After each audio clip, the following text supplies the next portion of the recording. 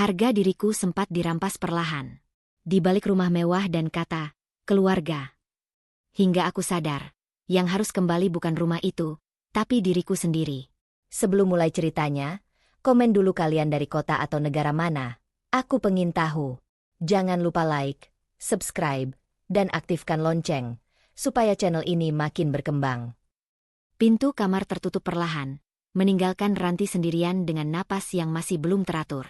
Semalam ia resmi menjadi istri Farid, dan pagi ini ia bangun bukan sebagai pengantin baru yang dimanja, melainkan sebagai seseorang yang harus segera berguna. Lantai marmer di rumah megah itu terasa dingin di telapak kakinya, seperti mengingatkan bahwa kehangatan belum tentu tinggal di tempat yang indah. Ranti. Satu panggilan dari Ibu Ningsih cukup membuat bahu Ranti menegang. Suara itu datang dari lantai bawah, tegas, terlatih memerintah. Ranti bergegas turun, merapikan ujung bajunya yang sederhana, berusaha menenangkan jantungnya yang berdebar. Di ruang makan yang luas, meja panjang sudah dipenuhi piring-piring kosong bekas sarapan. Ibu Ningsih berdiri dengan punggung tegak, rambut tersisir rapi, tatapannya memindai ruangan seperti pemilik yang memeriksa aset. Bersihkan semua. Habis itu siapkan makan siang. Jangan ada yang tercecer, ucapnya tanpa menoleh, seolah perintah itu wajar diberikan kepada siapapun yang berdiri di hadapannya. Ranti mengangguk. Tidak ada kata tanya. Tidak ada ruang menolak. Tangannya bergerak otomatis, mengumpulkan piring, mengelap meja, menahan rasa perih di pergelangan. Di kepalanya, kalimat-kalimat pembenaran berbaris rapi. Mungkin ini sementara, mungkin ibu hanya ingin menguji. Namun setiap piring yang diangkat terasa seperti penegasan peran yang tidak pernah ia pilih. Di ruang keluarga, Farid duduk dengan ponsel di tangan. Ia melihat Ranti mondar-mandir, mendengar nada ibunya yang dingin, dan memilih menunduk pada layar.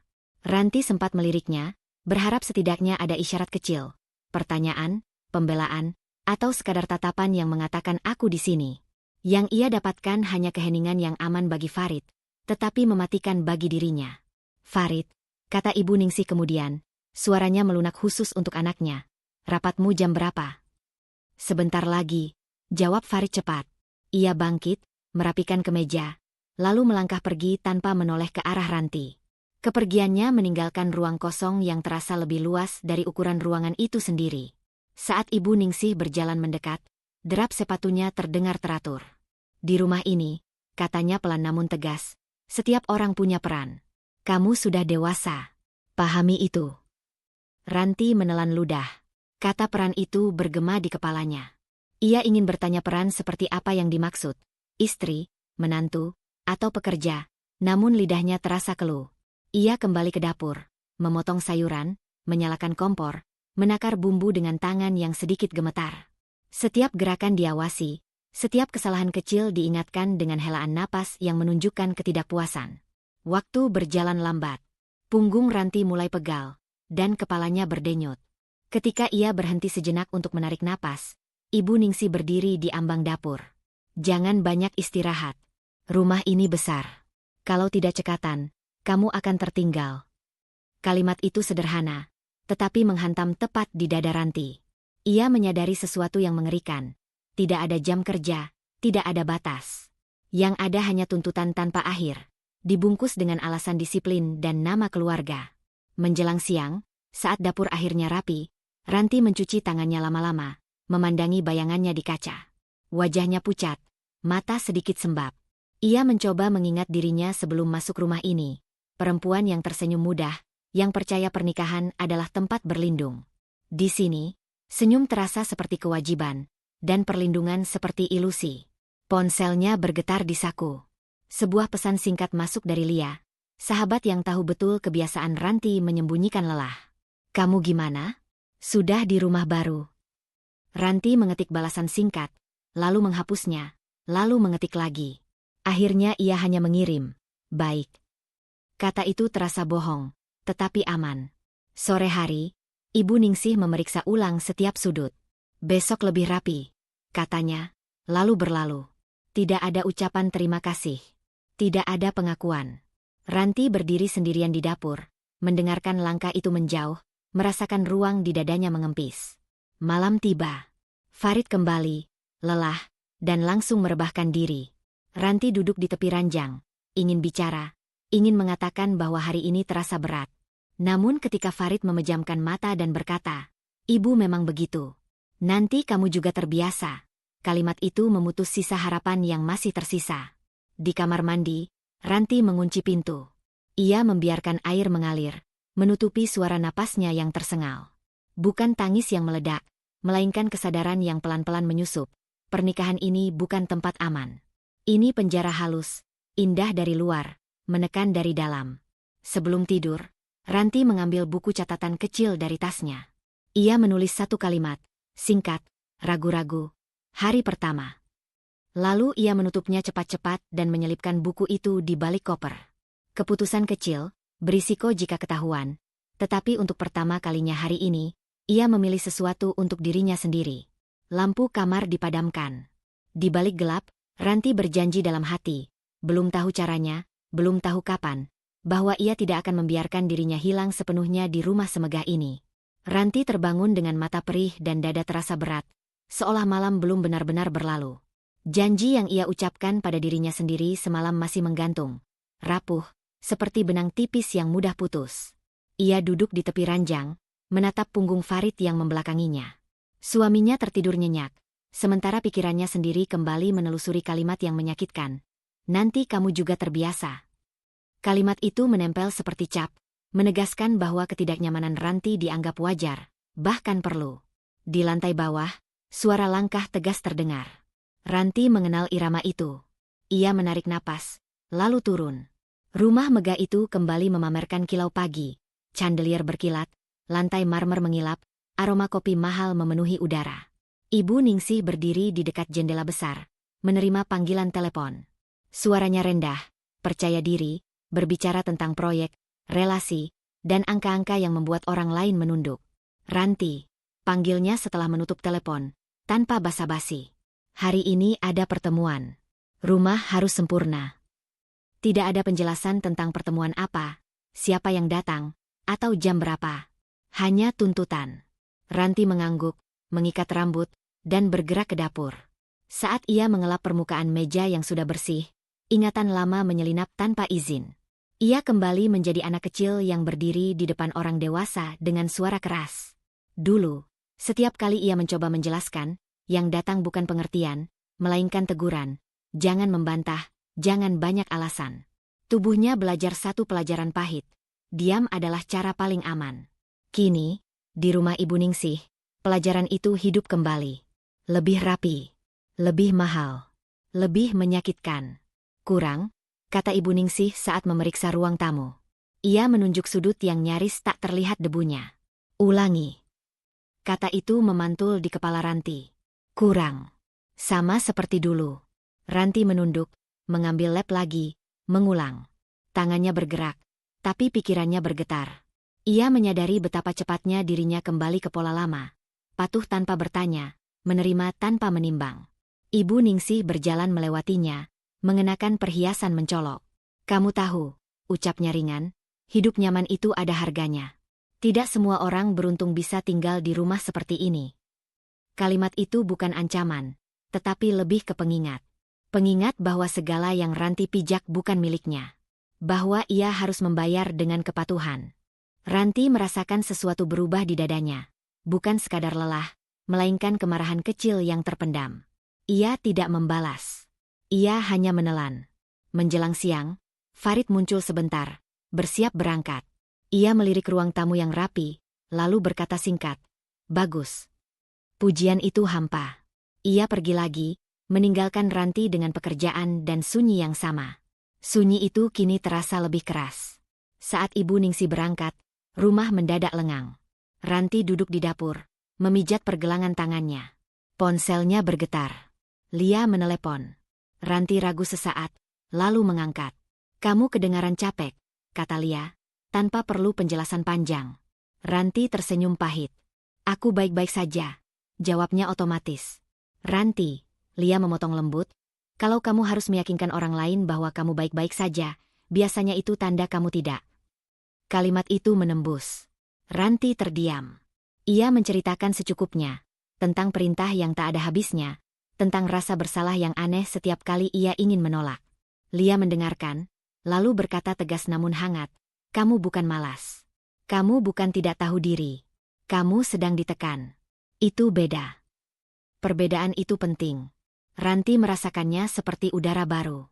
Untuk pertama kalinya hari ini, ia mempertimbangkan kemungkinan bahwa masalahnya bukan karena ia kurang, melainkan karena standar yang sengaja dibuat mustahil. Sore hari, Ibu Ningsih kembali bersama beberapa tamu. Tawa dan obrolan memenuhi ruang. Ranti bergerak cepat, menyajikan minuman, menunduk, menyingkir.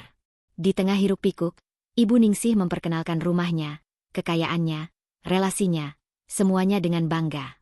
Ranti berdiri di pinggir, nyaris tak terlihat. Dan disitulah ia memahami sesuatu yang menyesakan.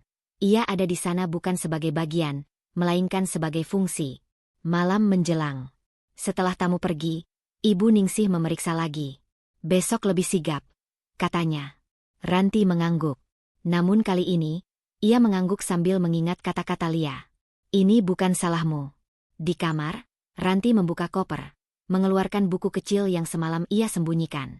Tangannya gemetar saat menulis. Ia menambahkan beberapa baris, tentang perintah, tentang kalimat kurang, tentang perhiasan yang berkilau saat kata-kata menekan dilontarkan. Ia tahu risikonya besar jika ketahuan. Namun menulis membuat dadanya sedikit lebih ringan. Sebelum mematikan lampu, Ranti menyelipkan buku itu lebih dalam, lalu menyimpan ponselnya di dekat bantal. Keputusan kecil terbentuk di benaknya. Esok, ia akan mulai memperhatikan dengan lebih sadar. Bukan untuk melawan terbuka, melainkan untuk tidak lagi menelan semuanya bulat-bulat. Di gelap kamar, luka masa lalu masih terasa. Tetapi di antara nyerinya, ada kesadaran kecil yang tumbuh. Ia tidak sepenuhnya salah. Dan kesadaran itu, meski rapuh, cukup berbahaya untuk mengubah arah hidupnya. Kesadaran kecil yang tumbuh semalam membuat Ranti terbangun dengan perasaan berbeda. Luka masa lalu masih ada, tetapi kini ia membuka mata dengan kewaspadaan baru.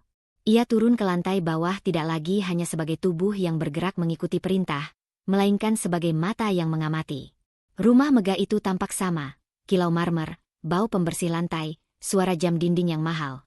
Namun Ranti merasakan sesuatu yang tak pernah ia sadari sebelumnya. Ketertiban yang sunyi, bukan karena aturan tertulis, melainkan karena ketakutan yang rapi. Di dapur, seorang asisten rumah tangga berhenti berbicara begitu langkah Ibu Ningsih terdengar dari ujung lorong. Senyum yang tadi merekah mendadak menghilang. Punggung menegang. Gerakan tangan dipercepat. Tidak ada papan pengumuman, tidak ada daftar larangan. Namun semua tahu apa yang boleh dan tidak boleh dilakukan. Ranti menangkap tatapan singkat, sejenis peringatan tanpa kata, yang menyuruhnya melakukan hal yang sama, diam. Ibu Ningsih muncul, menilai keadaan dengan satu pandang. "Sarapan jam 7, katanya, seolah waktu adalah miliknya. Semua mengangguk. Tidak ada yang bertanya apakah jadwal itu berubah. Tidak ada yang menawar. Ranti merasakan dingin merambat di tengkuknya. Inilah aturan yang tidak tertulis, kepatuhan mutlak. Saat menyusun piring, Ranti memperhatikan detail kecil. Bagaimana orang-orang menunggu instruksi sebelum bergerak. Bagaimana tawa berhenti ketika Ibu Ningsih mendekat.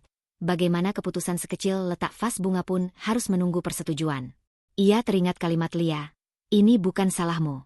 Namun di sini, kesalahan seolah melekat pada siapapun yang mencoba berbeda. Farid masuk dengan pakaian kerja rapi. Ia duduk, membuka ponsel, dan makan tanpa banyak bicara. Ranti ingin bertanya, ingin menyuarakan keganjilan yang ia rasakan. Namun ia menunggu momen yang aman.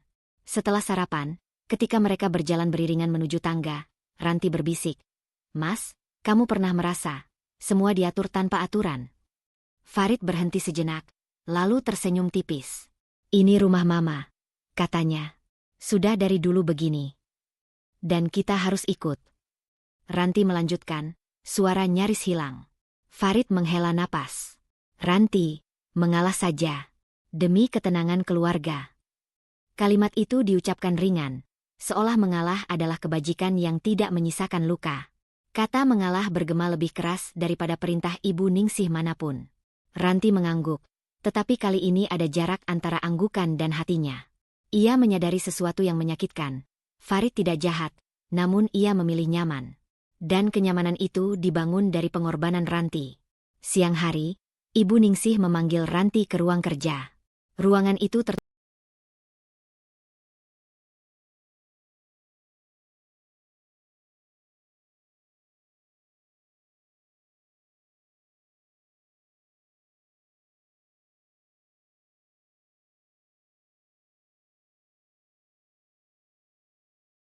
tertutup rapi, penuh berkas dan bingkai foto keberhasilan. Aku tidak suka pengulangan, ucapnya tanpa menatap. Belajar cepat. Tidak ada penjelasan tentang apa yang diulang. Tidak ada kesempatan bertanya. Ranti mengangguk lagi, kebiasaan lama yang hampir otomatis. Namun di balik anggukan itu, pikirannya bekerja. Ia mencatat nada suara, waktu, konteks. Ia mengingat detail. Bukan untuk melawan, tetapi untuk memahami peta kekuasaan yang selama ini tersembunyi. Sore itu, Ranti melihat bagaimana satu kesalahan kecil, gelas yang diletakkan terlalu dekat tepi meja, mengubah suasana. Teguran datang, bukan dengan teriakan, melainkan dengan keheningan yang menghukum. Semua menahan napas. Ranti merasakan dorongan untuk segera membenarkan posisi gelas, bukan karena takut dimarahi, melainkan karena ingin menghentikan tekanan kolektif itu. Ia melakukannya. Keheningan pecah. Aktivitas kembali berjalan. Ia menyelamatkan ritme rumah dengan kepatuhan. Malam tiba. Farid pulang lebih awal dan tampak lelah. Ranti menyajikan makan malam. "Kamu kelihatan capek," kata Farid, kali ini lembut. "Aku belajar," jawab Ranti jujur. Farid tersenyum, mengira yang dimaksud Ranti adalah rutinitas rumah. "Bagus. Lama-lama juga terbiasa." Kalimat itu kembali menghantam. Namun berbeda dari sebelumnya, Ranti tidak runtuh. Ia menyadari pola. Kebiasaan dibungkus sebagai kebajikan, diam disebut dewasa, dan patuh dianggap cinta. Kesadaran ini tidak membuatnya berani, tetapi membuatnya siaga. Di kamar, Ranti membuka buku kecilnya. Ia menuliskan satu kalimat dengan hati-hati. Aturan ada, meski tak tertulis. Dan aku mulai membacanya. Menulis membuat tangannya gemetar. Ada risiko, selalu ada. Namun ada juga rasa kendali kecil yang tumbuh. Sebelum tidur, Ranti berdiri di depan cermin. Ia melihat wajahnya sendiri, lelah, namun mata itu tidak lagi kosong. Ia belum siap melawan. Ia belum tahu caranya. Tetapi ia tahu satu hal, ia tidak akan lagi berjalan dengan mata tertutup. Lampu dipadamkan. Di balik ketenangan rumah yang tertata, Ranti memeluk kewaspadaan barunya. Keputusan kecil berisiko itu berdenyut pelan di dadanya. Mulai mengamati, mulai mengingat, dan ia tahu, dari sinilah semuanya bisa berubah. Kesadaran yang tumbuh diam-diam sejak malam sebelumnya membuat Ranti berjalan lebih pelan pagi itu. Ia tidak lagi sekadar mengikuti ritme rumah. Ia menimbang setiap langkah, setiap kata yang keluar dari mulutnya. Namun kewaspadaan tidak selalu melindungi. Di rumah megah itu, bahkan niat baik bisa berubah menjadi pelanggaran tak kasat mata. Pagi itu, Ranti memberanikan diri menyampaikan pendapat kecil saat meja makan disiapkan. Ia menyarankan agar jadwal belanja diubah karena persediaan dapur menipis. Kalimatnya sederhana, nadanya rendah. Ia memilih momen ketika Ibu Ningsih sedang duduk membaca berita. Namun udara langsung mengeras. "Urusan rumah ini bukan tempatmu ikut campur," kata Ibu Ningsih tanpa menoleh. Suaranya datar, tetapi tegas. "Ada yang mengatur. Jangan melangkah lebih jauh dari yang diminta." Kata-kata itu jatuh seperti garis batas yang ditarik ulang. Ranti menelan ludah. Ia ingin menjelaskan bahwa itu hanya saran, bahwa ia tidak bermaksud melampaui. Namun penjelasan tidak diminta. Di rumah ini, penjelasan sering dibaca sebagai pembangkangan. Farid menatap piringnya, lalu berkata dengan nada menenangkan, setidaknya terdengar demikian baginya. "Mama lebih berpengalaman. Ikuti saja dulu.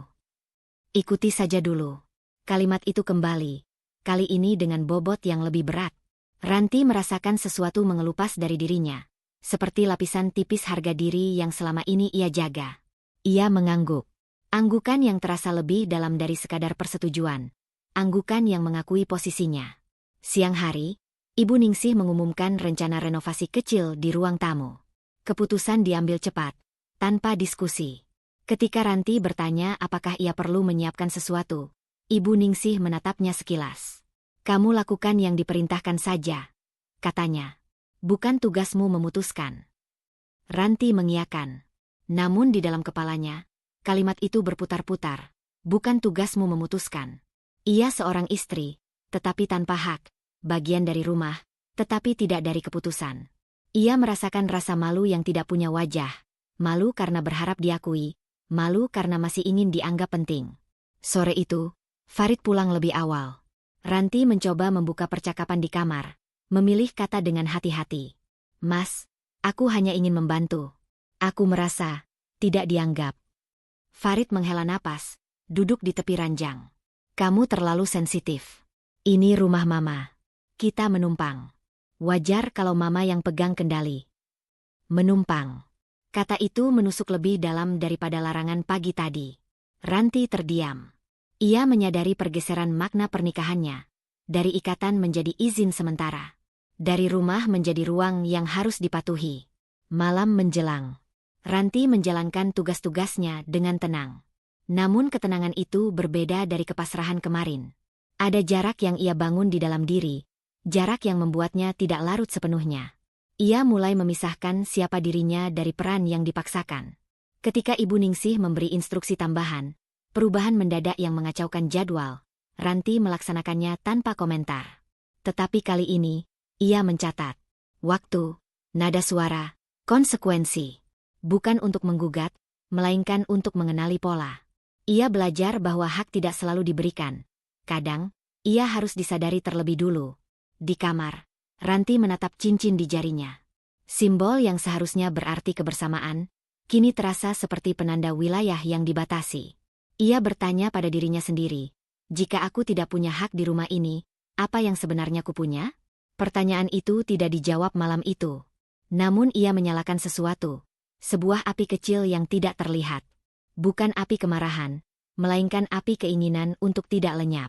Ia mengambil buku kecilnya lagi dan menulis satu baris. Hak bisa dihapus dari kata-kata, tapi tidak dari kesadaran. Menutup buku, Ranti mematikan lampu. Ada tekanan batin baru yang mengendap, keputusan kecil yang berisiko untuk terus mengamati, mencatat, dan tidak menyerahkan pikirannya. Ia belum melawan. Ia belum berbicara lantang. Namun di dalam diamnya, perlawanan batin itu mulai menemukan bentuk. Catatan kecil yang ditulis Ranti semalam masih terngiang di kepalanya ketika pagi datang. Ia bangun dengan perasaan asing, bukan sekadar lelah, melainkan terjaga. Kesadarannya tentang batas-batas tak tertulis di rumah itu kini lebih tajam. Namun kesadaran rupanya membawa konsekuensi. Saat Ranti hendak menyalakan ponselnya di meja dapur, Ibu Ningsih berdiri di belakangnya. Tidak ada teriakan. Tidak ada emosi yang meledak. Justru ketenangan itulah yang membuat dada Ranti mengencang. Kamu terlalu sering memegang ponsel, ujar Ibu Ningsih, menepuk meja pelan. Di rumah ini, ada waktunya bekerja, ada waktunya diam. Ranti menoleh. Saya hanya ingin mengabari keluarga. Tidak perlu, potong Ibu Ningsih. Apa yang penting, sudah ada di sini. Kalimat itu seperti pintu yang ditutup perlahan. Ranti menyadari bahwa kata keluarga yang ia maksud berbeda dengan yang dipahami Ibu Ningsih. Ia meletakkan ponsel, menahan diri untuk tidak berdebat. Ia belajar bahwa bantahan akan selalu dibaca sebagai pembangkangan. Siang hari, Ranti diminta membersihkan ruang tamu karena akan ada tamu. Ia bergerak cepat, memastikan segalanya rapi. Namun ketika ia hendak menggunakan kendaraan untuk membeli keperluan tambahan, Ibu Ningsih menghentikannya. Mobil itu bukan milikmu, katanya singkat. Semua fasilitas di rumah ini bukan hakmu. Kamu hanya memakainya karena diizinkan. Kata diizinkan kembali menguatkan posisi Ranti, bukan sebagai bagian, melainkan sebagai pengguna sementara. Ranti mengangguk, meski dadanya terasa sempit. Ia berjalan kembali ke dalam rumah, menyelesaikan tugas dengan langkah yang kini terasa lebih berat. Farid pulang sore itu. Ranti berharap ada celah untuk berbicara, tetapi Farid tampak sibuk dengan ponselnya. Ketika Ranti menyebut larangan berkomunikasi, Farid hanya mengangkat bahu. Mama tidak bermaksud jahat. Dia cuma tidak mau kamu salah pergaulan. Ranti terdiam. Ia menyadari bahwa perlindungan sering dijadikan alasan untuk pengendalian. Ia ingin berkata bahwa ia bukan anak kecil, bahwa ia punya kehidupan sebelum rumah ini. Namun kata-kata itu tertahan. Ia memilih diam, bukan karena setuju, melainkan karena tidak ada ruang aman untuk berbicara. Malam datang lebih sunyi dari biasanya. Ranti mencoba menelepon Lia dari kamar mandi, menutup pintu rapat-rapat. Nada sambung hanya berdering singkat sebelum terputus. Sinyal melemah. Ia mencoba lagi. Gagal. Ada rasa panik yang naik perlahan. Bukan karena tidak bisa menelepon, melainkan karena ia tidak tahu apakah ketidakmampuan itu disengaja atau kebetulan. Ia duduk di lantai kamar mandi, punggung bersandar pada dinding dingin. Isolasi itu kini terasa nyata, bukan sekadar perasaan. Rumah megah ini, dengan segala kemewahannya, berubah menjadi ruang tertutup yang mengatur napasnya. Ia kehilangan kendali kecil yang dulu ia anggap sepele. Memilih waktu berbicara, memilih kemana melangkah, memilih siapa yang bisa ia hubungi. Ketika keluar, Ibu Ningsih sudah menunggu di depan kamar. "Ingat posisimu," katanya pelan. "Selama kamu tinggal di sini, kamu mengikuti aturan saya. Tidak ada ancaman langsung. Tidak ada hukuman yang diumumkan. Namun Ranti tahu, aturan itu hidup dan bernapas, mengawasi setiap geraknya." Ia mengangguk sekali lagi, kali ini dengan rahang mengeras. Di kamar, Ranti membuka buku kecilnya. Tangannya bergetar saat menulis. Ia menuliskan satu kalimat pendek, "Jika aku terus diam, aku akan hilang."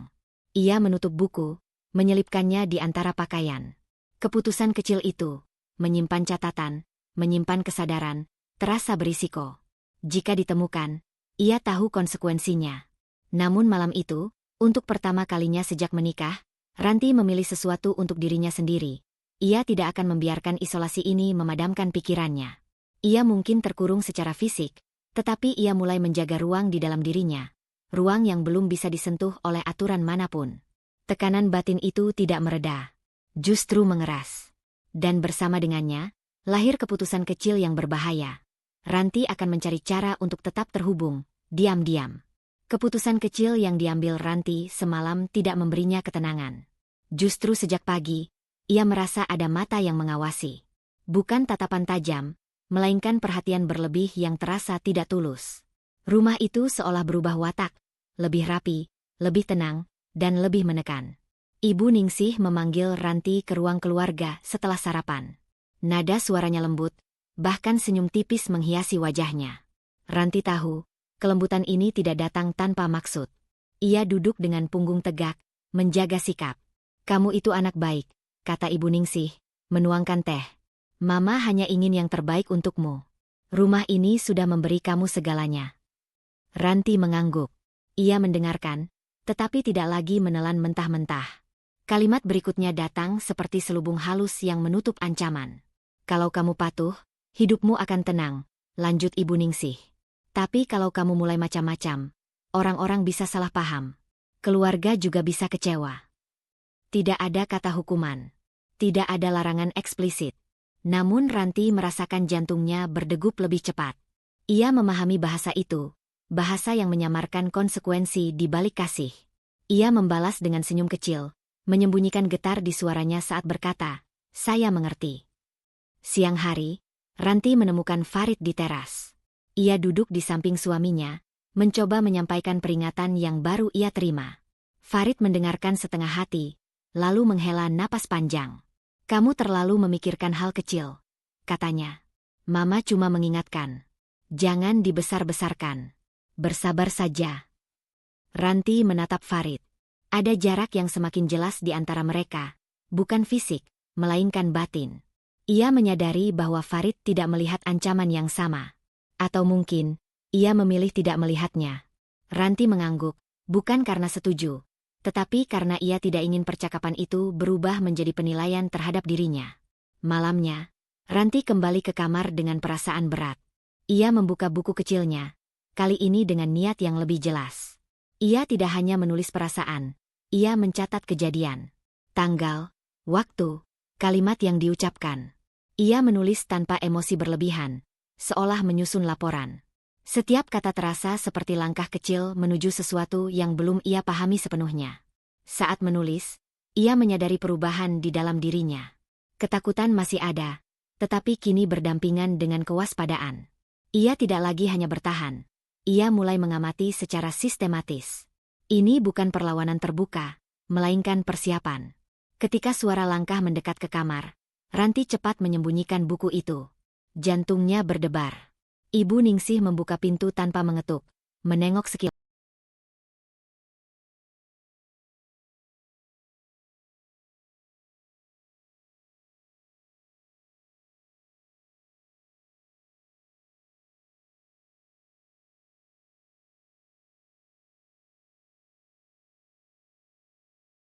kelas.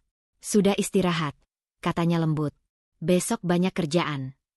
Ranti mengangguk. Setelah pintu tertutup, ia duduk di tepi ranjang. Napasnya masih tidak teratur. Ia menyadari risiko yang ia ambil. Jika buku itu ditemukan, ia tidak tahu apa yang akan terjadi. Namun ketakutan itu tidak lagi menghentikannya. Sebelum mematikan lampu, Ranti menambahkan satu catatan terakhir. Ancaman tidak selalu datang dengan suara keras. Kadang, ia datang sambil tersenyum. Ia menutup buku, menyelipkannya lebih dalam. Malam itu, tekanan batin Ranti berubah bentuk. Bukan lagi rasa terkurung semata, melainkan kewaspadaan yang tajam. Ia tahu langkahnya berbahaya, tetapi ia juga tahu satu hal. Diam tanpa jejak akan membuatnya semakin tak terlihat. Dan ia tidak ingin lenyap begitu saja. Keputusan kecil yang diambil Ranti untuk terus mencatat dan bertahan diam-diam membuat hari-harinya terasa semakin sempit. Pagi itu, tekanan di dadanya belum juga reda ketika seorang asisten rumah datang memberitahu bahwa ayahnya tiba.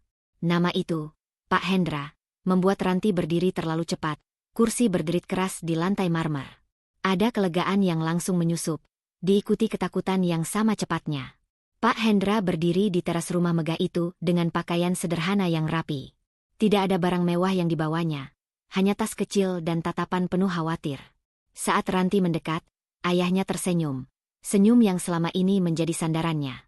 Pelukan mereka singkat, hati-hati, seolah keduanya paham bahwa rumah ini bukan tempat aman untuk berlama-lama mengekspresikan rindu. "Bapak cuma ingin lihat kamu," kata Pak Hendra pelan. "Kamu kelihatan kurus."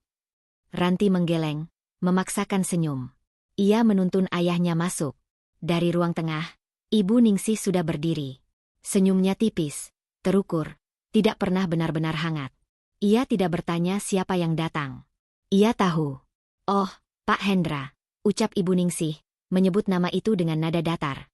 Nada yang sama seperti menyebut kewajiban yang tak pernah ia pilih. "Silakan duduk." Kata-kata itu terdengar sopan, tetapi jarak yang diciptakannya jelas. Ranti duduk di sisi ayahnya, merasakan pundaknya menegang. Ia tahu, pertemuan ini bukan sekadar kunjungan keluarga. Ini adalah penilaian. "Maaf kalau tidak lama," kata Pak Hendra, menjaga suaranya tetap rendah. "Saya hanya menjenguk." "Tentu," jawab Ibu Ningsih sambil menuang teh. "Kami di rumah ini punya ritme sendiri." Ranti juga sedang belajar menyesuaikan. Kata menyesuaikan menggantung di udara, syarat makna. Ranti menunduk. Ia mendengar, merasakan, dan, untuk pertama kalinya, memilih menyimpan. Ia tidak ingin ayahnya mendengar semuanya dari mulut orang lain, dengan bahasa yang dipelintir. Farid muncul sebentar, menyapa ayah mertuanya dengan sopan yang kering. "Pak," katanya singkat, lalu kembali sibuk. Ketidakhadiran Farid di momen itu terasa seperti pernyataan. Ia memilih kenyamanan, lagi-lagi. Percakapan berjalan pelan, formal. Ibu Ningsih beberapa kali menyinggung soal disiplin, kebiasaan rumah, dan pentingnya, tahu diri, bagi yang tinggal di sana.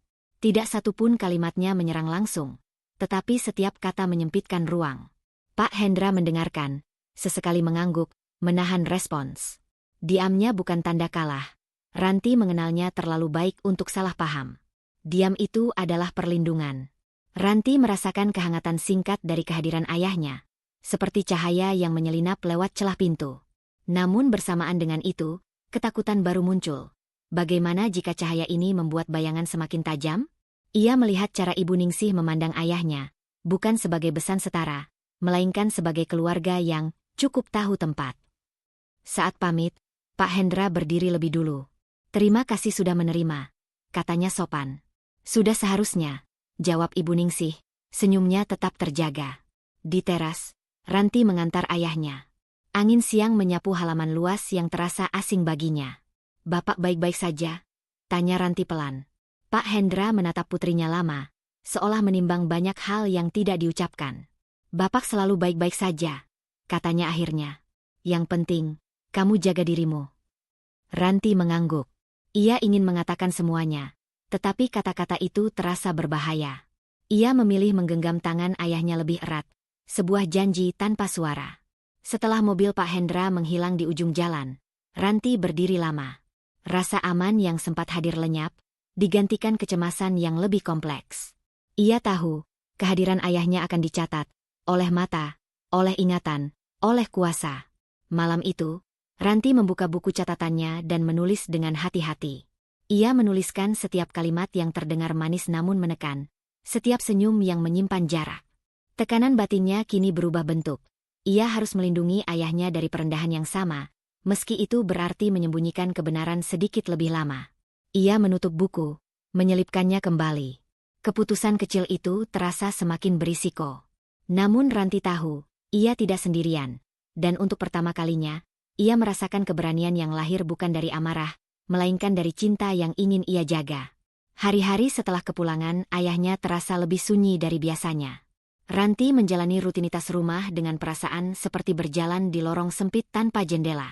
Ia tahu, kehadiran Pak Hendra sebelumnya telah dicatat, bukan sebagai kunjungan keluarga, melainkan sebagai variabel yang perlu diawasi. Dan pagi itu, kekhawatirannya terbukti. Ibu Ningsih mengabarkan bahwa Pak Hendra akan datang kembali siang itu. Alasannya sederhana, mengambil barang yang tertinggal. Kalimat itu terdengar netral, tetapi Ranti tahu, tidak ada kunjungan yang benar-benar netral di rumah ini. Jantungnya berdegup lebih cepat. Ia tidak tahu apakah harus lega atau takut. Saat mobil ayahnya berhenti di depan rumah, Ranti sudah berdiri di ruang tamu. Pak Hendra turun dengan langkah hati-hati, membawa map tipis di tangannya. Wajahnya terlihat lebih serius daripada kunjungan sebelumnya. Ada sesuatu yang ingin ia pastikan, sesuatu yang belum sempat ia tanyakan. Ibu Ningsih menyambut dengan senyum yang sama terukurnya. "Oh, Pak Hendra, cepat sekali kembali," katanya. "Ranti, ambilkan minum." Perintah itu diucapkan tanpa menoleh. Ranti bergerak refleks, menahan pandangan ayahnya yang mengikuti langkahnya ke dapur. Ia merasakan panas di tengkuknya, perasaan dipertontonkan tanpa bisa membela diri. Di dapur, Ranti menyiapkan minuman dengan tangan yang sedikit gemetar. Ia mendengar suara Ibu Ningsih dari ruang tamu, membicarakan hal-hal remeh dengan nada santai, seolah-olah tidak sedang menegaskan kuasa. Ketika Ranti kembali membawa nampan, Ibu Ningsih menambahkan perintah lain. "Setelah ini, bersihkan gudang belakang. Sudah lama tidak dirapikan." Pak Hendra menoleh. Ia melihat putrinya mengangguk tanpa suara. Tidak ada tanya. Tidak ada keberatan. Pemandangan itu menusuk. Ia menyadari, perubahan Ranti bukan sementara. Ada tekanan yang membentuknya. "Ranti selalu rajin," kata Ibu Ningsih ringan. "Di rumah ini, semua orang harus tahu tugasnya." Ranti menunduk.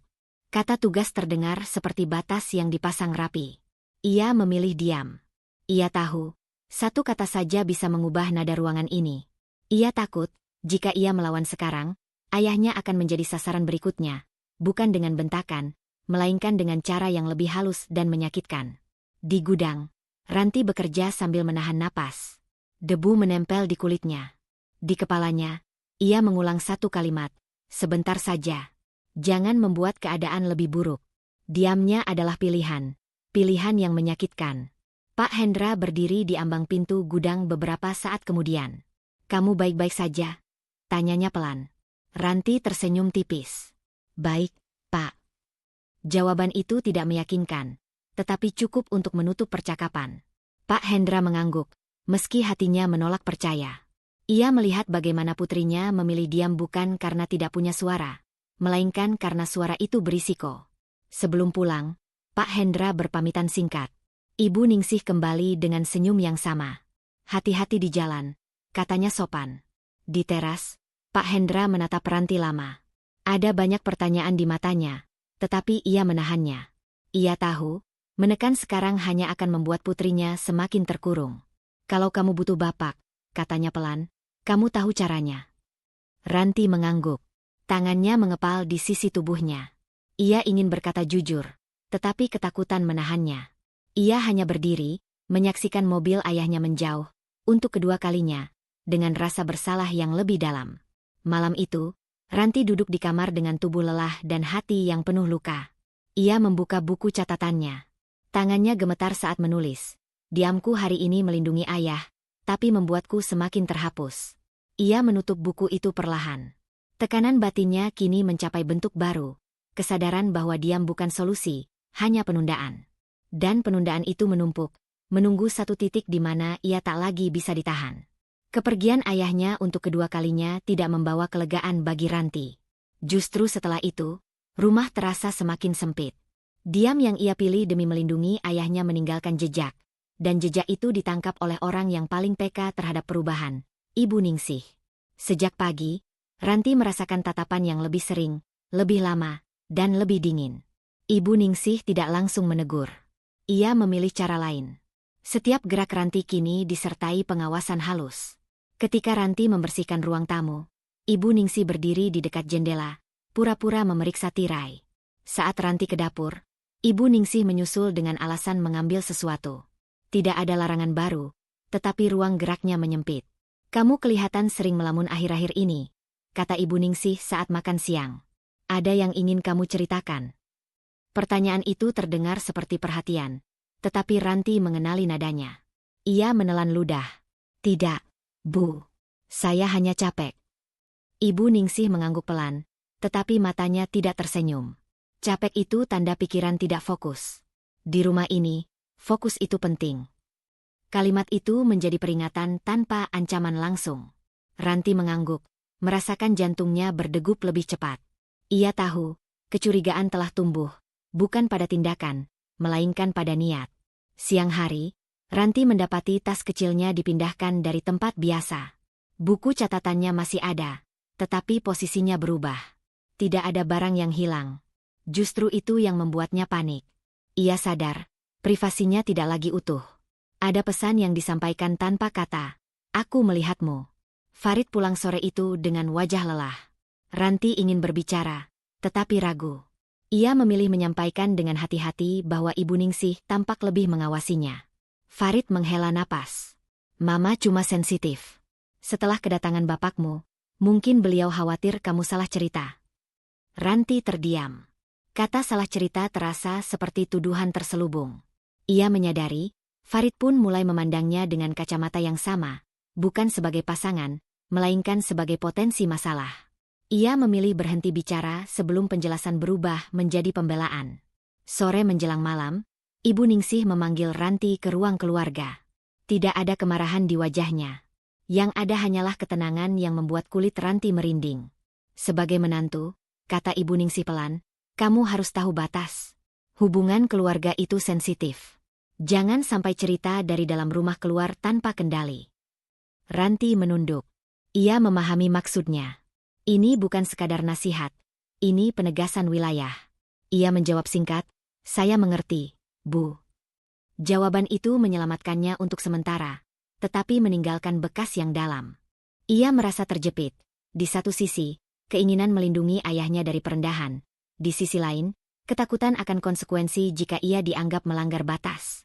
Setiap pilihan terasa salah. Malam itu, Ranti membuka buku catatannya dengan tangan gemetar. Ia menulis lebih cepat dari biasanya, takut kehilangan detail. Ia mencatat perubahan kecil yang kini terasa besar. Tatapan, pertanyaan, perpindahan barang. Ia menyadari, pengawasan ini bukan reaksi sesaat, ini strategi. Tekanan batin Ranti meningkat, berubah menjadi kewaspadaan yang melelahkan. Ia tidur dengan setengah sadar, mendengar setiap langkah di luar kamar. Di kepalanya, ada satu keputusan kecil yang mulai terbentuk. Berbahaya, tetapi perlu. Ia harus lebih berhati-hati, menyembunyikan jejak lebih rapi, dan menunda kejujuran sampai waktu yang benar-benar aman. Keputusan itu tidak memberinya ketenangan. Namun ia tahu, di rumah ini, bertahan berarti membaca arah angin dengan tepat. Dan angin itu kini berembus dingin, membawa kecurigaan yang belum menemukan sasarannya. Kedatangan Pak Hendra kali ini tidak diumumkan. Ia datang di pagi hari, saat rumah besar itu sedang sibuk dengan rutinitasnya sendiri. Mobilnya berhenti di halaman tanpa suara berlebihan, seolah ia memang tidak ingin menarik perhatian siapapun, kecuali satu orang yang ingin ia lihat baik-baik, Ranti. Sejak pertemuan terakhir, ada sesuatu yang mengganggu pikirannya. Bukan kata-kata Ranti, melainkan cara anaknya menunduk terlalu cepat, tersenyum terlalu singkat, dan menjawab terlalu hati-hati. Pak Hendra mengenal itu. Ia mengenal bahasa tubuh orang yang sedang menahan diri. Dari ruang tamu, ia mendengar suara gesekan kain pel dengan lantai marmer. Ranti. Suara Ibu Ningsih terdengar dari arah dapur, dingin dan tegas. Lantainya belum bersih. Ulangi. Jangan asal. Pak Hendra berdiri mematung. Ia melangkah mendekat dan melihat pemandangan yang membuat napasnya tertahan. Ranti berlutut di lantai, rambutnya diikat sederhana. Tangan kurusnya memeras kain pel yang sudah basah. Marmer itu sudah mengilap, tapi Ranti tetap menggosoknya ulang, tanpa membantah. Punggungnya sedikit membungkuk, seolah ia sudah lama terbiasa berada dalam posisi itu. Kalau bekerja di rumah saya, lanjut Ibu Ningsih tanpa menoleh, lakukan dengan benar. Kata bekerja itu menancap tajam. Pak Hendra menoleh ke ruang keluarga. Farid duduk di sofa, ponsel di tangan, wajahnya netral. Ia melihat semuanya, dan memilih tidak melihat. Dada Pak Hendra bergetar. Tangannya mengepal, rahangnya mengeras. Satu langkah saja, satu kata saja, dan semuanya bisa berubah. Tapi saat ia hendak membuka mulut, Ranti mengangkat wajahnya. Tatapan mereka bertemu. Di mata Ranti, tidak ada keluhan. Hanya permohonan yang sunyi. Jangan sekarang. Pak Hendra menahan napas, lalu mengangguk sangat pelan. Ia duduk kembali, diam, menyimpan semua yang baru saja ia lihat dalam ingatan yang tidak akan pernah ia hapus. Siang itu, Ranti menyajikan teh di depan Pak Hendra. Tangannya sedikit gemetar saat meletakkan cangkir. Ranti kelihatan capek, kata Pak Hendra pelan, sengaja terdengar biasa. Ranti tersenyum kecil. Biasa, Pak. Jawaban itu terlalu cepat, terlalu rapi. Ketika akhirnya mereka mendapat waktu berdua di teras belakang, Ranti berdiri canggung. Ia ingin mengatakan sesuatu, tapi takut kata-katanya justru membuka pintu yang tidak bisa ia tutup lagi. Sejak kapan kamu begini? Tanya Pak Hendra lembut, tanpa nada menghakimi. Ranti menunduk. Jari-jarinya saling meremas. Maaf, Pak, katanya pelan. Kalimat itu membuat Pak Hendra terdiam lebih lama dari yang ia rencanakan. Sejak kapan kamu minta maaf pada Bapak karena hidupmu sendiri? Tanyanya, suaranya tetap rendah, tapi bergetar. Air mata Ranti jatuh sebelum ia sempat menahannya. Ia menceritakan semuanya dengan suara yang nyaris habis. Tentang aturan yang tidak pernah tertulis. Tentang pekerjaan rumah yang wajib ia lakukan. Tentang kata-kata halus yang menyakitkan. Tentang Farid yang selalu berkata, sabar saja. Tentang ketakutannya jika satu kesalahan kecil saja bisa membuat hidupnya lebih sempit dari sekarang.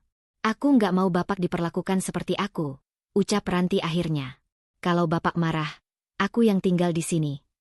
Pak Hendra menutup mata sejenak. Ia ingin marah. Ingin berdiri dan mengakhiri semuanya hari itu juga. Tapi ia tahu, kemarahan tanpa kendali hanya akan memberi Ibu Ningsih alasan untuk menekan Ranti lebih keras. Bapak sudah melihat sendiri, katanya akhirnya. Dan Bapak tidak akan membiarkan ini berlanjut. Ranti menggeleng panik. Jangan sekarang, Pak, tolong. Pak Hendra menatap anaknya lama. Lalu ia mengangguk. Baik, katanya tenang. Bapak tunggu waktu yang tepat. Kalimat itu bukan janji kosong. Itu keputusan. Saat Pak Hendra pamit sore harinya, Ibu Ningsih mengantar dengan senyum sopan yang kaku. Matanya tajam, penuh perhitungan. Begitu pintu tertutup, Ibu Ningsih menoleh ke Ranti. Kamu banyak bicara dengan bapakmu hari ini, katanya pelan, tapi mengancam. Ranti menunduk. Dadanya sesak. Ia sadar, diamnya hari ini telah menyelamatkannya. Namun juga menempatkannya di bawah pengawasan yang lebih ketat. Di kamarnya malam itu, Ranti menuliskan satu kalimat di buku kecil yang ia sembunyikan. Bapak sudah tahu. Dan aku tidak bisa mundur lagi. Tekanan di dadanya tidak berkurang. Tapi untuk pertama kalinya, ia tahu, ia tidak sendirian.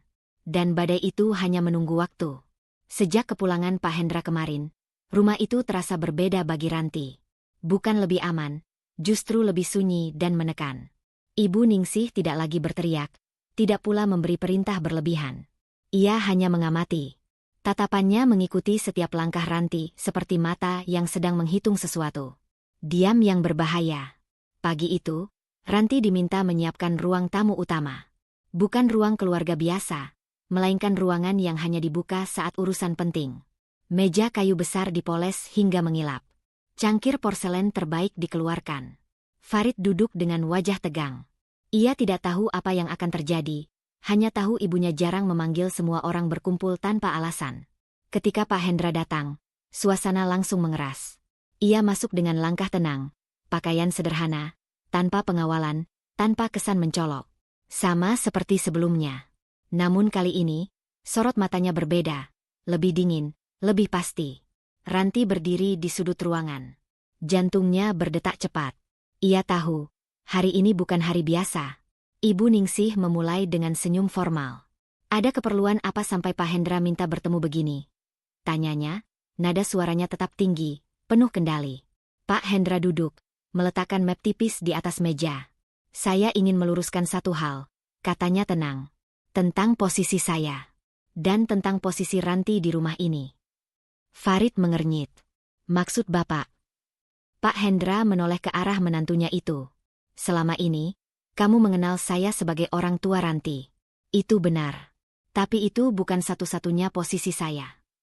Ia membuka map itu perlahan. Tidak ada drama. Tidak ada suara tinggi. Saya adalah pemilik saham mayoritas di perusahaan yang Ibu pimpin.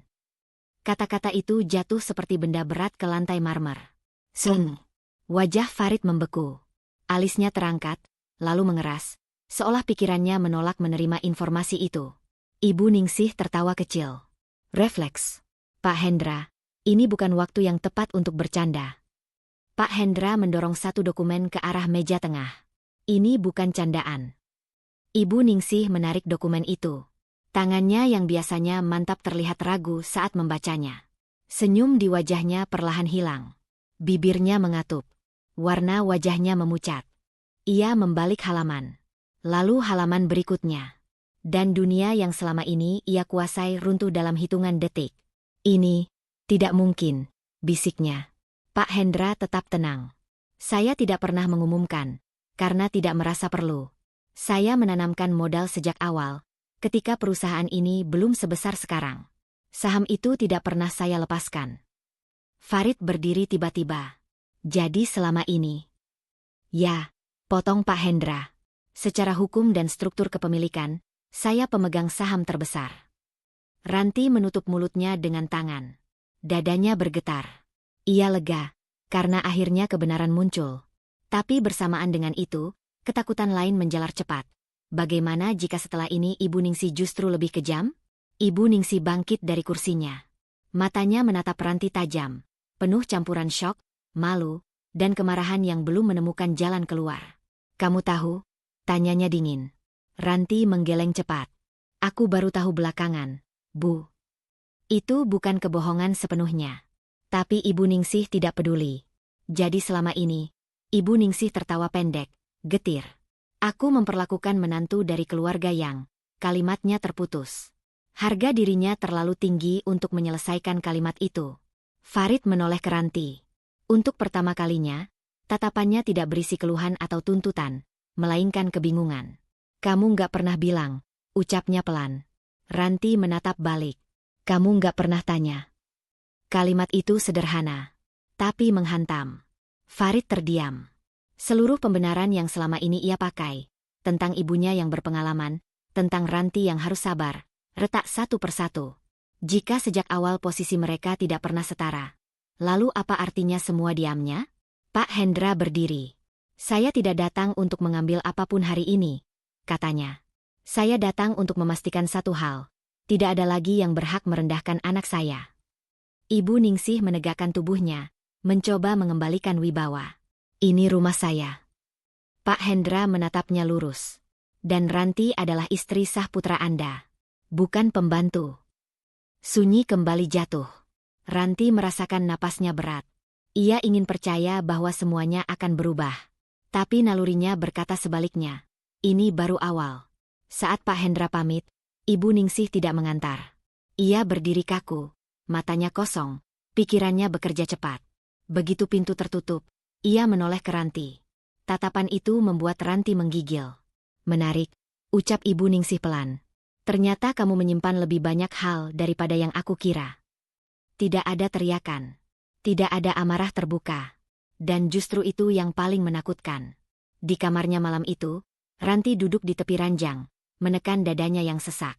Kebenaran sudah terungkap. Kekuatan sudah berpihak padanya. Tapi untuk pertama kalinya, ia sadar. Orang yang merasa kehilangan kuasa adalah orang paling berbahaya. Dan ia masih tinggal di rumah itu. Pagi itu, Ranti terbangun dengan perasaan yang tidak bisa ia beri nama. Bukan lega, bukan takut sepenuhnya. Sejak identitas Bapak terungkap, rumah itu berubah seperti benda yang retak tapi belum pecah. Tenang di permukaan, berbahaya di dalam. Ibu Ningsih tidak lagi memberi perintah lantang. Ia juga tidak bersikap ramah. Ia hanya diam, terlalu diam. Seolah setiap langkahnya sedang dihitung dengan cermat. Bagi Ranti, diam itu lebih menakutkan daripada bentakan. Telepon rumah berdering berkali-kali sejak pagi. Ibu Ningsih menjawab dengan suara rendah, menutup pintu ruang kerjanya rapat-rapat. Ranti hanya mendengar potongan nada suara yang tak lagi percaya diri. Apa maksudnya laporan ini berubah? Kamu yakin ini bukan kesalahan administrasi? Ranti menggenggam kain lap di tangannya. Ia tahu, sesuatu sedang bergerak, dan ia berada tepat di tengah pusarannya. Siang harinya, Pak Hendra datang. Tidak ke rumah. Ia hanya mengirim pesan singkat yang membuat dada Ranti langsung menegang. Bapak sudah ambil keputusan. Jangan panik. Jaga dirimu. Ranti membaca pesan itu berulang kali. Tangannya dingin. Keputusan. Ia tahu apa artinya. Di kantor pusat perusahaan, keputusan itu dijalankan tanpa emosi. Pak Hendra duduk di ruang rapat bersama tim hukumnya. Tidak ada suara tinggi, tidak ada amarah. Semua berjalan sesuai prosedur. Dokumen dibuka, klausul dibaca, hak dijalankan. Saya mencabut seluruh kepemilikan saham saya, ucap Pak Hendra datar. Efektif hari ini. Tidak ada yang membantah. Tidak ada yang bisa. Saham mayoritas yang selama ini menjadi penopang utama perusahaan itu ditarik bersih. Aliran dana yang selama ini menopang operasional terputus dalam satu tanda tangan. Keputusan yang tenang. Dampaknya menghancurkan. Sore itu, rumah berubah menjadi medan panik yang tak tertata. Ibu Ningsih pulang lebih awal dari biasanya. Tasnya dilempar ke sofa, sepatunya dilepas sembarangan. Wajahnya pucat, matanya merah bukan karena menangis, melainkan karena marah yang tertahan. Semua dibatalkan, katanya tajam pada Farid. Proyek ditahan. Bank minta klarifikasi. Dewan direksi minta rapat darurat. Farid berdiri kaku. Maksud ibu? Pak Hendra mencabut sahamnya, potong Ibu Ningsih. Suaranya bergetar untuk pertama kalinya. Hari ini. Kalimat itu menggema di ruang tamu. Farid menoleh ke Ranti. Wajahnya penuh campuran syok dan kesadaran pahit. Selama ini, ia hidup nyaman dari kekuasaan ibunya, tanpa pernah bertanya dari mana fondasinya berasal. Ranti menelan ludah. Ia tidak merasa menang. Yang ia rasakan justru rasa bersalah yang asing, meski ia tahu, ini bukan kesalahannya. Ibu Ningsih berjalan mondar-mandir. Dia sengaja. Ini balas dendam, katanya, lebih pada dirinya sendiri daripada siapapun. Dia pikir dengan begini aku akan tunduk. Ia berhenti tepat di depan Ranti. Tatapan itu membuat Ranti refleks menegakkan punggung. Ini gara-gara kamu, ucap Ibu Ningsih pelan, berbahaya. Kalau kamu tidak mengadu. Aku tidak mengadu, potong Ranti, suaranya gemetar tapi jelas. Bapak melihat sendiri.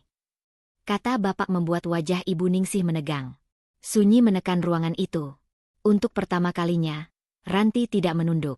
Ia takut. Jantungnya berdebar keras. Tapi di balik ketakutan itu, ada sesuatu yang berubah. Kesadaran bahwa selama ini ia menanggung beban yang bukan miliknya. Farid melangkah maju. Bu, mungkin kita bisa bicara baik-baik. Ibu Ningsih menoleh tajam. Kamu diam. Satu kalimat itu cukup untuk membuat Farid kembali terdiam. Namun kali ini, wajahnya menyimpan rasa malu. Malam turun dengan cepat. Di kamarnya, Ranti duduk di tepi ranjang, memeluk lututnya. Ponselnya bergetar. Pesan dari Lia. Kamu aman? Ranti mengetik balasan singkat. Belum tentu. Ia memandang pintu kamarnya, setengah berharap Bapak muncul, setengah takut jika Ibu Ningsih masuk dengan wajah yang lebih dingin dari sebelumnya. Saham sudah dicabut. Kekuasaan Ibu Ningsih mulai runtuh. Tapi Ranti tahu satu hal dengan pasti. Orang yang kehilangan segalanya tidak akan berhenti dengan tenang. Dan ia masih tinggal di rumah itu. Di balik dinding yang sunyi, badai baru sedang mengumpulkan arah. Pagi itu, berita buruk datang bertubi-tubi. Ranti sedang melipat pakaian di kamar ketika suara televisi di ruang keluarga terdengar lebih keras dari biasanya. Presenter berita menyebut nama perusahaan itu dengan nada formal yang dingin, nama yang selama ini menjadi sumber kebanggaan Ibu Ningsih.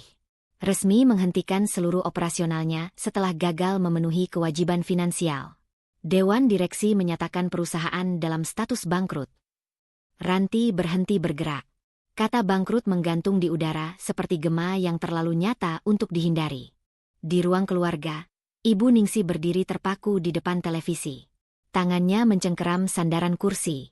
Wajahnya tegang, rahangnya mengeras, seolah menolak kenyataan yang baru saja diumumkan di hadapannya.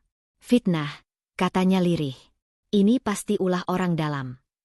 Tidak ada air mata. Tidak ada penyesalan. Hanya kemarahan yang mencari sasaran. Farid berdiri di belakang ibunya. Wajahnya pucat. Ia tidak lagi menyangkal kenyataan, tapi juga belum siap menghadapinya. Selama ini, hidupnya dibangun di atas nama dan kekuasaan ibunya. Sekarang, fondasi itu runtuh. Tak lama, ponsel Ibu Ningsih berdering tanpa henti. Nama-nama yang dulu ia sambut dengan senyum kini ia abaikan. Ia melempar ponsel itu ke sofa. Semua orang memunggungi aku sekarang, ucapnya penuh kebencian. Tatapan itu kemudian beralih pada Ranti. Kamu puas? Tanyanya tajam. Ini yang kamu mau sejak awal, kan? Ranti menelan ludah. Jantungnya berdetak keras. Ini bukan pertama kalinya ia disalahkan, tapi hari ini berbeda. Ada sesuatu yang telah berubah di dalam dirinya, sesuatu yang tidak lagi mau diam. Aku tidak pernah ingin ini, jawab Ranti pelan. Jangan pura-pura, bentak Ibu Ningsih. Kamu datang ke rumah ini tanpa apa-apa. Lalu ayahmu menghancurkan segalanya. Ranti mengangkat wajahnya. Matanya berkaca-kaca. Tapi suaranya tidak pecah. Perusahaan itu hancur karena keputusan bisnis, Bu, katanya, lebih tegas dari yang ia kira bisa ia lakukan. Bukan karena aku. Ruangan itu membeku. Farid menoleh ke Ranti. Untuk pertama kalinya, ia melihat istrinya bukan sebagai orang yang harus terus mengalah, melainkan sebagai seseorang yang berdiri dengan kebenarannya sendiri. Ibu Ningsih tertawa pendek, penuh ejekan. Kamu berani membantah aku sekarang? Ranti menggenggam tangannya. Tubuhnya gemetar, tapi kakinya tetap berpijak. Aku hanya menolak disalahkan atas sesuatu yang bukan aku lakukan.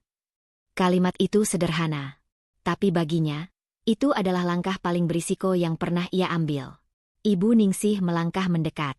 Jarak mereka tinggal 1 langkah. Jangan lupa, kamu masih tinggal di rumah ini, ucapnya dingin. Jangan pikir posisi ayahmu bisa melindungimu setiap saat. Ancaman itu nyata. Ranti merasakannya menekan dadanya. Namun kali ini, ia tidak menunduk. Aku tahu, jawab Ranti lirih. Dan justru karena itu, aku tidak mau lagi diam. Farid melangkah maju. Ragu. Bu, cukup. Satu kata itu terdengar kecil. Tapi bagi Ranti, itu berarti dunia yang berbeda. Untuk pertama kalinya, Farid tidak sepenuhnya berdiri di belakang ibunya. Ibu Ningsih menatap putranya, tidak percaya. Wajahnya mengeras. Kekuasaan yang selama ini ia pegang mulai retak, bukan hanya di luar, tapi juga di dalam rumahnya sendiri. Malam itu, Ranti duduk sendirian di kamar. Tangannya gemetar saat membuka buku kecil tempat ia menulis selama ini. Ia menulis satu kalimat baru. Aku tidak lagi mau menjadi kambing hitam. Kalimat itu tidak menghilangkan ketakutannya. Ia masih terjebak di rumah itu. Ancaman masih nyata. Ibu Ningsih belum kalah. Tapi untuk pertama kalinya, Ranti memilih berdiri. Dan keputusan kecil itu akan menuntut harga yang besar. Rumah itu tidak lagi terasa megah. Dinding-dindingnya masih sama, perabotnya tetap mahal, tapi udara di dalamnya berat dan penuh sisa kemarahan. Sejak perusahaan bangkrut, Ibu Ningsih lebih sering mengurung diri di kamar atau ruang kerjanya. Tidak ada lagi tamu penting. Tidak ada lagi telepon yang ia jawab dengan senyum kemenangan. Hanya sunyi, dan amarah yang mengendap. Ranti berdiri di dapur, menatap tangannya sendiri. Tangannya yang dulu gemetar setiap menerima perintah, kini terasa dingin tapi mantap. Ia tahu, diamnya selama ini telah berakhir. Dan hari ini, ia tidak ingin kembali ke kamarnya tanpa mengatakan apa yang harus ia katakan. Ia melangkah ke ruang keluarga. Ibu Ningsih duduk di sofa, menatap kosong ke arah jendela. Wajahnya keras, lelah, namun masih menyisakan kesombongan yang belum sepenuhnya runtuh. Kita perlu bicara, kata Ranti. Ibu Ningsih menoleh perlahan. Tatapannya tajam, penuh penilaian lama. Sekarang kamu yang memberi perintah. Ranti menarik napas dalam-dalam. Jantungnya berdebar. Tapi suaranya keluar lebih stabil dari yang ia bayangkan. Aku hanya ingin bicara sebagai menantu. Sebagai manusia. Kalimat itu membuat alis Ibu Ningsih terangkat. Manusia. Ia tertawa pendek. Kamu baru merasa seperti itu setelah ayahmu menghancurkan hidupku. Ranti menggeleng. Aku merasa tidak dianggap manusia sejak pertama kali aku masuk ke rumah ini. Sunyi jatuh di antara mereka. Ranti melanjutkan, suaranya bergetar, tapi tidak mundur. Aku diperlakukan seperti pembantu. Disuruh tanpa boleh menolak. Dimarahi di depan orang lain. Dilarang bicara. Dilarang memilih. Semua itu aku telan, Bu, karena aku pikir, mungkin memang itu tugasku sebagai menantu. Ibu Ningsih bangkit berdiri. Kamu tinggal di rumahku. Aku yang memberi kamu makan. Dan aku membayarnya dengan harga diri, balas Ranti lirih. Setiap hari. Langkah Ibu Ningsih mendekat, penuh tekanan. Jangan membalikan keadaan. Kalau kamu tahu diri dari awal. Cukup, potong Ranti. Satu kata itu membuat ruangan membeku. Ranti sendiri terkejut mendengar keberaniannya. Tapi ia tidak berhenti. Aku diam bukan karena aku salah. Aku diam karena aku takut. Takut rumah ini menjadi lebih kejam. Takut Farid tidak melindungiku. Nama itu membuat Ibu Ningsih menoleh tajam ke arah pintu. Farid berdiri di sana sejak tadi.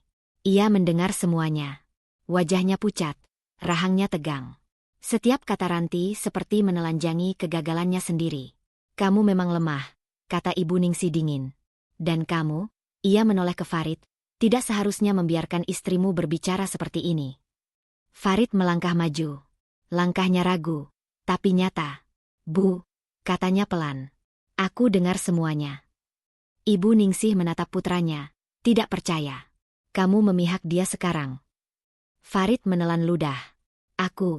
Aku terlalu lama diam. Kalimat itu bukan pembelaan penuh.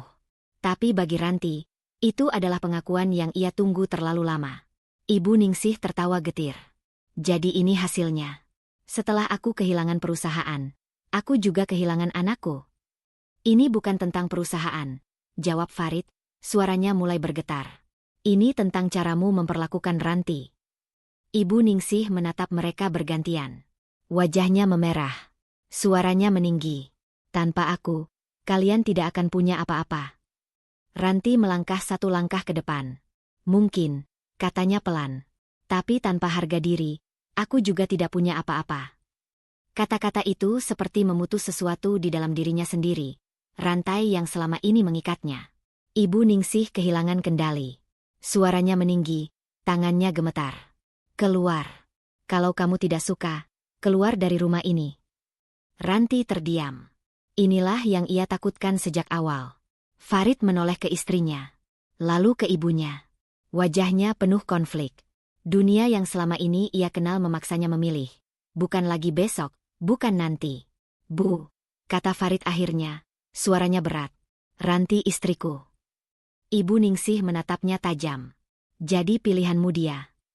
Farid tidak langsung menjawab. Dan justru diam itulah yang membuat dada Ranti sesak. Ia tersenyum kecil, pahit, tapi sadar. Tidak apa-apa, katanya pelan pada Farid. Aku sudah cukup lama menunggu. Ia berbalik, melangkah menuju kamar. Setiap langkah terasa berat, tapi juga ringan secara bersamaan. Di belakangnya, Ibu Ningsih terdiam, napasnya memburu. Kekuasaan yang selama ini ia genggam benar-benar runtuh. Bukan karena saham, bukan karena uang, tapi karena satu hal yang tak pernah ia kuasai, keberanian orang yang ia tekan.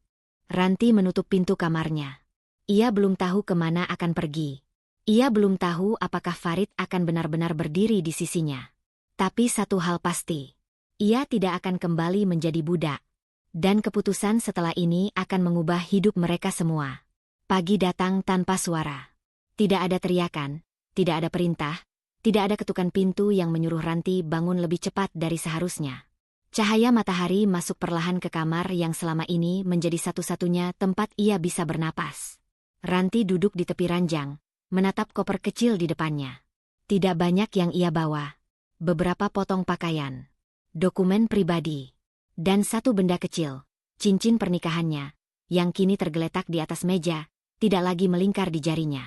Semalam, setelah konfrontasi itu, Farid tidak masuk ke kamar. Tidak ada permintaan maaf. Tidak ada penjelasan. Hanya diam yang panjang dan jarak yang akhirnya jelas. Dan justru dari situlah Ranti mengerti. Ia tidak bisa lagi menunggu orang lain memilihnya. Ia berdiri, menarik napas panjang, lalu melangkah keluar kamar. Di ruang keluarga, Ibu Ningsih duduk dengan punggung tegak, tapi sorot matanya kosong. Kekuasaan telah benar-benar meninggalkannya. Tidak ada lagi yang bisa ia perintah dengan mutlak. Ranti berhenti sejenak. "Bu," katanya tenang. Ibu Ningsih menoleh. Tidak ada kemarahan. Tidak ada cemoohan. Hanya kelelahan yang telanjang. "Aku pergi," lanjut Ranti. "Bukan karena diusir. Tapi karena aku memilih." Ibu Ningsih tidak menjawab. Bibirnya bergetar. Tapi gengsinya masih lebih kuat dari kata-kata. Ranti mengangguk kecil. Bukan sebagai permintaan restu, tapi sebagai penutup. Ia lalu melangkah menuju pintu. Di sanalah Farid berdiri. Matanya merah. Wajahnya menunjukkan penyesalan yang terlambat. "Kamu benar-benar pergi?" tanyanya pelan. Ranti menatapnya lama. Tidak ada lagi amarah. Tidak ada lagi harapan. Hanya kejujuran. "Aku sudah terlalu lama tinggal tanpa dihargai," jawabnya. "Dan aku tidak mau hidup seperti itu lagi." Farid membuka mulut, lalu menutupnya kembali. Kata-kata yang ia simpan bertahun-tahun akhirnya tidak lagi berguna. "Aku minta maaf," katanya akhirnya. Ranti mengangguk. "Aku tahu. Tapi maaf saja tidak cukup untuk membuatku bertahan." Ia melangkah melewati Farid. Dan untuk pertama kalinya sejak menikah, ia keluar dari rumah itu tanpa menundukkan kepala. Mobil Pak Hendra menunggu di luar pagar. Begitu melihat putrinya, Pak Hendra turun dan berdiri diam. Ia tidak bertanya. Tidak mengomentari. Tidak menyentuh koper itu. "Kamu yakin?" tanyanya pelan. "Bukan sebagai perintah, tapi sebagai ayah." Ranti mengangguk. Matanya berkaca-kaca, tapi wajahnya tenang. "Aku lelah hidup dalam ketakutan, Pak." Pak Hendra menghela napas panjang. "Kalau kamu ingin kembali, pintu rumah selalu terbuka. Tapi hidupmu tetap milikmu." Kalimat itu membuat dada Ranti menghangat. Tidak ada kontrol. Tidak ada rencana yang dipaksakan. Tidak ada balas dendam yang ditawarkan. Hanya kepercayaan. Mereka masuk ke mobil. Saat kendaraan melaju, Ranti menoleh sekali lagi ke rumah itu. Rumah yang pernah ia pikir sebagai masa depan, tapi ternyata hanya ujian. Ia tidak menangis. Ia tersenyum kecil, untuk dirinya sendiri. Beberapa bulan kemudian, Ranti duduk di sebuah ruangan kecil yang sederhana, tapi terang. Meja kayu, jendela besar, dan papan nama sederhana di dinding dengan namanya sendiri. Ia bekerja. Ia menentukan jamnya sendiri. Ia pulang tanpa takut dimarahi. Sesekali, Farid mencoba menghubungi. Ranti tidak memblokir, tapi juga tidak membuka pintu yang sama. Hubungan itu telah selesai dengan caranya sendiri, tanpa teriakan, tanpa drama. Ibu Ningsih menghilang dari lingkaran kekuasaan yang dulu ia banggakan. Dunia berjalan tanpa menunggunya. Dan Ranti? Ia belajar satu hal yang paling mahal harganya. Bahwa menjadi baik tidak berarti harus mengorbankan diri. Suatu sore, Ranti berdiri di depan cermin. Ia menatap pantulan dirinya. Bukan lagi perempuan yang selalu ragu, bukan lagi menantu yang berjalan di ujung kaki. Ia melihat seseorang yang utuh. Harga dirinya telah kembali. Bukan karena uang. Bukan karena kekuasaan. Tapi karena ia akhirnya memilih dirinya sendiri. Ranti tersenyum. Dan untuk pertama kalinya, masa depan terasa miliknya sepenuhnya. Dalam hidup, mencintai dan berkorban tidak pernah salah. Namun ketika pengorbanan itu membuat kita kehilangan suara, harga diri, dan rasa aman, saat itulah kita perlu berhenti dan bertanya, untuk siapa kita hidup? Tidak semua luka harus ditahan demi mempertahankan hubungan. Kadang, keberanian terbesar bukan bertahan, melainkan melangkah pergi dengan martabat. Terima kasih telah menemani perjalanan Ranti dari diam,